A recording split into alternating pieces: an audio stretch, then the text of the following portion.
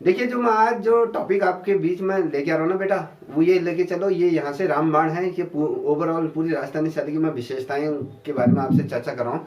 कुछ ऐसे प्रश्न आपके सामने रखूंगा या कुछ ऐसे फैक्ट आपके सामने रखूंगा जो प्रतियोगिता परीक्षाओं में निश्चित रूप में पूछे जा सकते हैं। अब मैं बात करूंगा राजस्थानी चित्र जो राजस्थानी शैली के चित्रों की विशेषताओं की बात हो, चित्रों की क्या विशेषताएं रही हैं, ठीक है। अब जैसे मैंने कहा कि कहीं पर ऊँट के खाल में क्या बनाए थे, चित्रकारी की जा रही थी, कहीं पर नारी सौंदर्य को महत्वपूर्ण रखा जा रहा था, कहाँ पर क्या हुई थी, तमाम चीजें मैंने बात की थी। तो याद रखिए राजस्थानी शैली के अंतर्गत जो नारी, विशेषकर याद रखना राजस्थानी शैली में नारी सौंदर्य, नारी सौंदर्य को क्या दिया गया है, महत्व दिया गया है। नारी सौंदर्य को क्या दिया गया है, सारथी रूप में इसमें चित्रांकन इसमें अधिक हुआ है। या कहें नारी का सौंदर्य, या कहें चित्रांकन अधिक हुआ है। किसमें हुआ है, अधिक हुआ है। किसमें हुआ है, राजस्थानी शैली में, ठीक है। आपको जैसे पता है राधा कृष्ण से संबंधित भी चित्र बने, तो आप बेसिकली ये समझिए कि राजस्थानी शैली में क्या हुआ है, नारी सौंदर्य का चित्रांकन सबसे अधिक हुआ है, याद रखना। हमने कल आपको ये भी बताया था जब हमने कोटा की झाला हवेली के बारे में पढ़ा, कोटा की, ठीक है, आपने पढ़ा होगा कोटा की झाला हवेली के बारे में पढ़ा था। ये कोटा की जो झाला हवेली है, तो यहाँ पर अगर आप देखोगे किसके चित्र सारथी रूप में प्रसिद्ध हैं, ये कोटा की जो झाला वाली जो हवेली है, तो यहाँ पर कौन से चित्र आपको देखने को मिलते हैं, तो आपको याद रखिएगा यहाँ पर जो शिकार के दृश्यों के या कहें आखेट से संबंधित चित्र यहाँ पर सारथी रूप में भी बने हैं, संबंधित, ठीक है, ये चित्र बने हैं। ठीक, किसके बने हैं, आखेट से संबंधित कहाँ बने हैं, जो कोटा के अंतर्गत, कोटा शैली के अंतर्गत झाला हवेली है, तो यहाँ पर जो चित्र बने हैं वो बहुत ज्यादा महत्वपूर्ण है। या कहें ये विशेष रूप से इसका उल्लेख आपको राजस्थानी शैली के अंतर्गत मिल जाता है कि भैया जो आखेट के जो चित्र बने हैं विशेष रूप से वो कहाँ प्रसिद्ध हैं, तो आपको पता होना चाहिए ये आपके कहाँ है, ये कोटा शैली के अंतर्गत। अब देखिए कोटा शैली के ही अंतर्गत ना अगर हम बात करें तो पैरों से कांटा निकालती हुई नायिका का जो चित्र बनाया गया, देखो बहुत ये इसे नोट डाउन करते हुए चलेगा। देखिए पैर से कांटा निकालती महिला का जो चित्रांकन हुआ है वो किस शैली में हुआ, किस शैली में हुआ है, आपके कोटा शैली के अंदर, याद रखिएगा। ये महिला या हम कहते हैं नायिका, ठीक है, नायिका का ये कोटा शैली के अंदर हुआ है। कोटा शैली में आपको ये चीजें देखने को मिल जाएंगी, कोटा शैली में ही बहुत महत्वपूर्ण है। अब एक चीज और बता देता हूं, अगर राजस्थानी शैली को अगर देखोगे, जैसे हमने कहा कि जो 3-4 शैलियों में जिसे विभाजित किया गया, हमने उसमें पढ़ा था कि उपशैली शेखावटी क्षेत्र की अगर हम बात करें तो शेखावटी क्षेत्र में भी बहुत ज्यादा महत्वपूर्ण प्रश्न है, इस चीज को नोट डाउन करिए कि जो शेखावटी जो क्षेत्र है यहाँ पर भित्ति चित्रों में ये कथाई जो भित्ति चित्र होते हैं, भित्ति चित्रों में क्या है, कथाई करके जो गूंथ करिए कहे जो कथाई होता है, किसी को काढ़ा जाना, तो कथाई से रिलेटेड रंगों का, और कहें नीले रंग का, गुलाबी रंग की यह क्या ही प्रधानता, ठीक है, प्रधानता किसमें हुई, शेखावटी में।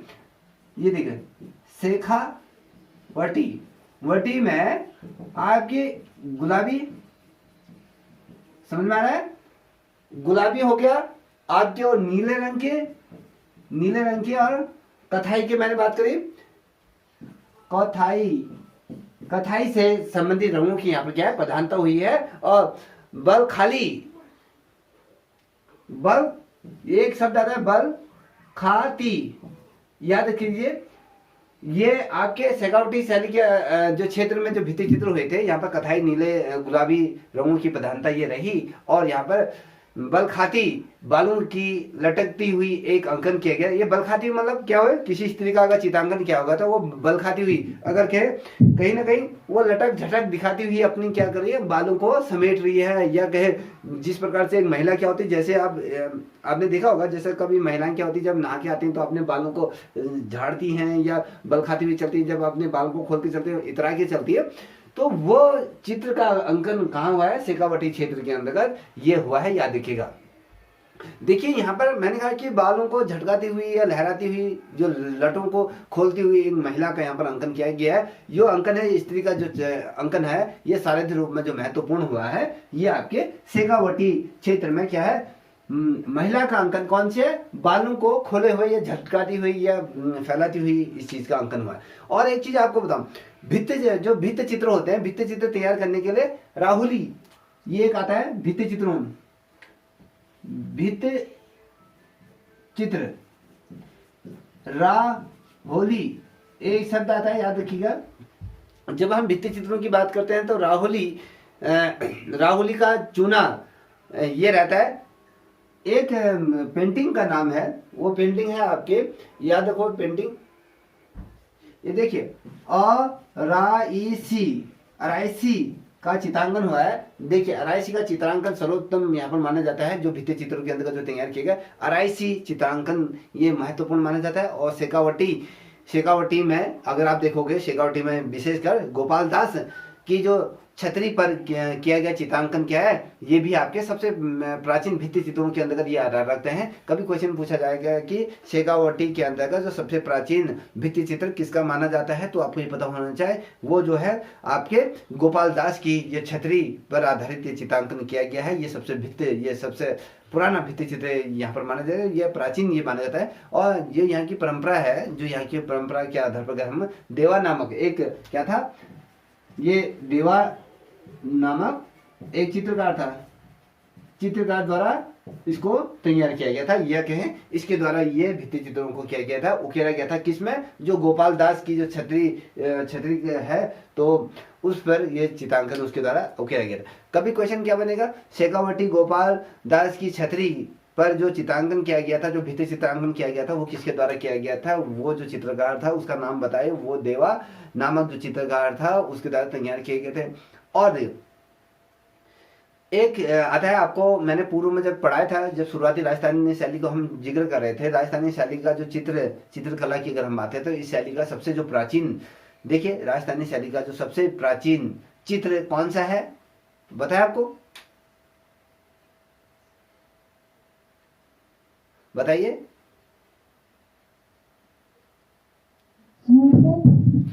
जो राजस्थानी शैली में जो सबसे प्राचीन जो चित्र माना जाता है वो कौन सा है, बताओ।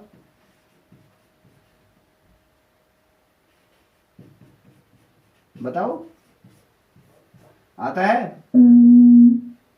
नहीं सर, अगर मैं पता नहीं दिमाग में तो कुछ आ रहा तो गलत हो सकता है। बताओ बताओ।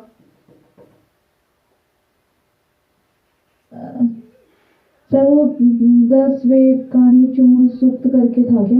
हाँ बिल्कुल सही है, 10 वैली सूत्र चूर्ण करके ये जो चित्र है ये सबसे प्राचीन आपका कहाँ माना जाता है, ये जो प्राचीन चित्र आपका किसका माना जाता है, ये आपके राजस्थानी शैली का सबसे प्राचीन जो चित्र है 10 वैली का जो सूत्र चूर्ण, ये जो स्थित है, ये आपके जैसलमेर के जो संग्रहालय है वहां पर ये चित्र को आज भी संरक्षित करके रखा गया है। कहाँ रखा गया है, जैसलमेर के अंतर्गत इसको रखा गया है, याद रखिएगा। अब मैं अगर कहूँ, और जैसलमेर में जो रखा गया है, और अगर हम वर्तमान समय में अगर बात करें तो वर्तमान समय में इसका जो जैन भंडार गृह है ना, जहाँ पर जैन भंडार गृह है राजस्थान के अंदर का, तो वहां पर इसको अभी संरक्षित किया गया है, उसको सुरक्षित रखा गया।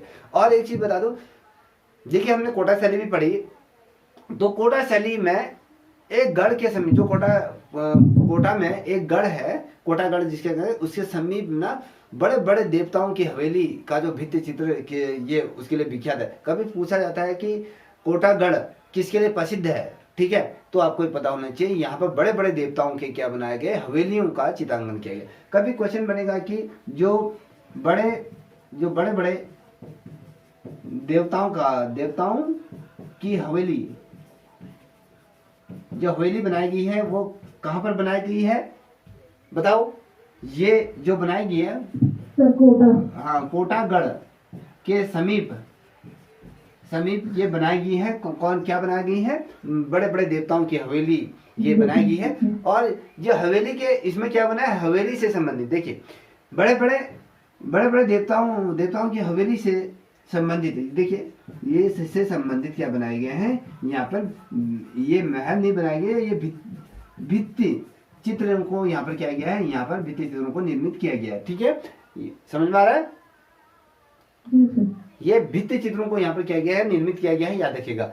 और देखिए मैंने आपसे कहा कि शेखावटी की जब हमने बात की तो शेखावटी के जो भित्ति चित्रों के कारण अगर कभी देखें तो इसे ओपन आर्ट गैलरी के रूप में भी जाना, कभी क्वेश्चन पूछा जाता है कि इसको ओपन आर्ट गैलरी कहा जाता है।